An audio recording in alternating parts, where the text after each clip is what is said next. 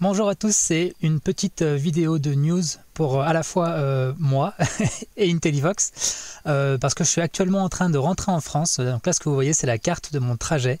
J'étais en Grèce, donc j'ai passé pas mal de temps là, dans cette zone là en bas à droite et je suis en train de rentrer. Donc là j'ai déjà passé la Bulgarie, je suis actuellement en Roumanie et demain je vais passer en Hongrie si tout va bien et ensuite je continuerai donc Autriche, Allemagne, Suisse et France. Donc c'est un peu marrant de faire ça en pleine corona crise, mais c'est la vie, parfois il faut rentrer. Je vous envoie donc cette vidéo juste pour vous dire que dans Intellivox, j'ai fait des petites modifications qui vont beaucoup vous servir, notamment dans l'édition des images. Allez, je vais faire le tour rapide, vous allez voir, c'est hyper cool. Donc déjà, hop, dans Images ici, il y a maintenant des petits boutons à gauche en bas des images. Ça permet de changer l'ordre des images. Voilà, donc vous changez l'ordre des images, après vous publiez, et voilà, l'ordre des images est modifié sur Amazon. Mais ça, c'est vraiment rien par rapport à tout ce que j'ai pu faire sur l'éditeur d'images. La première fonctionnalité que j'ai voulu travailler aujourd'hui, c'était le zoom, pour pouvoir travailler en précision sur un point. Donc en haut à droite, maintenant, il y a un petit zoom, x1, x2, x4. C'est la version, on va dire, 1 du zoom, et c'est très pratique pour pouvoir quand même travailler sur un détail. Donc vous cliquez sur le zoom, sur le niveau zoom que vous voulez, et ensuite vous pouvez vous déplacer avec soit avec votre molette si vous avez l'habitude de ça, soit avec les barres de scroll sur le côté. Voilà, donc ça c'est pratique quand on veut travailler sur un détail, mais ça fait pas tout le travail non plus. J'ai rajouté des filtres sur les images, pas sur les textes, uniquement sur les images. Donc sur les images maintenant on a un onglet filtre qui est ici, j'ai même mis une petite badge pour dire que c'est nouveau. Et dedans, vous allez retrouver 4 choses hyper intéressantes. Premièrement, c'est l'ombre portée. L'ombre portée, ça fait une grosse différence sur un objet qui a été détouré, par exemple. Là, c'est mon logo. Quand on fait une ombre portée dessus, en fait, ben, elle apparaît dessous. Ça donne un effet de profondeur qui est vraiment cool. Hop. Donc, pour accéder au filtre, on sélectionne d'abord l'image et ensuite on clique sur filtre en haut. Vous pouvez modifier donc la position de l'ombre. Voir où est-ce qu'elle va atterrir. C'est très pratique ça pour faire en fonction de, je sais pas, d'un éclairage que vous avez ou de quoi que ce soit, ça peut être très sympa. Vous pouvez modifier la couleur de l'ombre aussi, si vous êtes sur un fond plus foncé, avoir une ombre lumineuse, donc une couleur claire comme le blanc. Si vous voulez mettre la couleur que vous voulez, vous pouvez cliquer ici à gauche directement sur la couleur. Et là par exemple mettre une magnifique ombre vert avec une grosse dispersion. Voilà, chacun ses goûts. Voilà. Si vous voulez désactiver l'ombre, il vous suffit de cocher ici.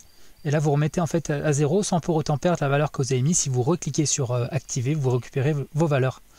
Donc ça, c'est plutôt cool. Je vais réinitialiser ça, la remettre noir. Voilà, avec les petits boutons réinitialiser, vous remettez un peu à 0. L'état par défaut, c'est noir avec un léger décalage vers le bas et une dispersion de 10. Donc la dispersion, c'est vraiment la dureté du flou qui est appliqué au truc qu'il y a derrière. Si vous en mettez pas, si vous mettez 10, ça rentre toujours bien, c'est les valeurs un peu magiques. Après, donc, l'ombre, c'est cool. Maintenant, je vais juste passer sur un autre produit. Je vais vous montrer le contraste. Donc ça, c'est mes chips, c'est un de mes produits préférés, mais j'en ai plus en stock.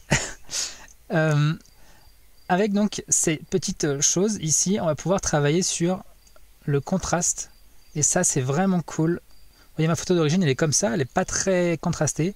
Et juste en utilisant ça, en mettant un peu plus, d'un coup, on est sur une image qui est beaucoup plus sympathique. Vous l'avez remarqué, il y a aussi l'ombre ici.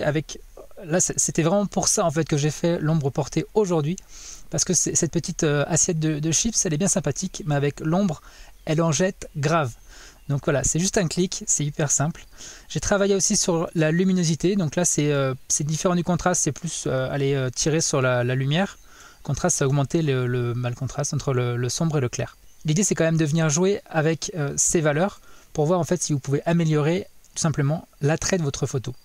J'ai rajouté un autre élément qui est le flou, qui permet en fait de rendre flou l'image. Donc ça peut être pratique pour créer un effet de perspective.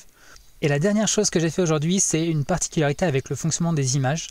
Il y a la possibilité en fait de couper une image. Je vais vous montrer sur le logo de la France là, sur ça. Donc on a cette image, je vais la passer tout devant comme ça. Hop. Et en fait, avec ces petites choses, on peut couper l'image. Et pour l'instant, c'était assez limité en fait ce qu'on pouvait faire. C'était soit on coupait l'image, soit on coupait l'image. Donc c'était un peu dommage. Et j'ai rajouté donc dans les filtres, c'est pas forcément la bonne place, mais pour l'instant il est là, quelque chose qui permet de choisir la façon dont en fait ça va être coupé ou ajusté. Couper, c'est l'état qu'on voit actuellement, c'est-à-dire que quand je réduis la taille, ça coupe l'image. Et ajuster, en fait, ça va venir se cadrer, se mettre pile dans le cadre. Ça peut être très pratique quand on a notamment plusieurs produits, plusieurs variations. On a une image qui va être beaucoup plus flexible. En tout cas, on a le choix de savoir comment elle va être coupée ou ajustée. Voilà, c'est tout pour aujourd'hui.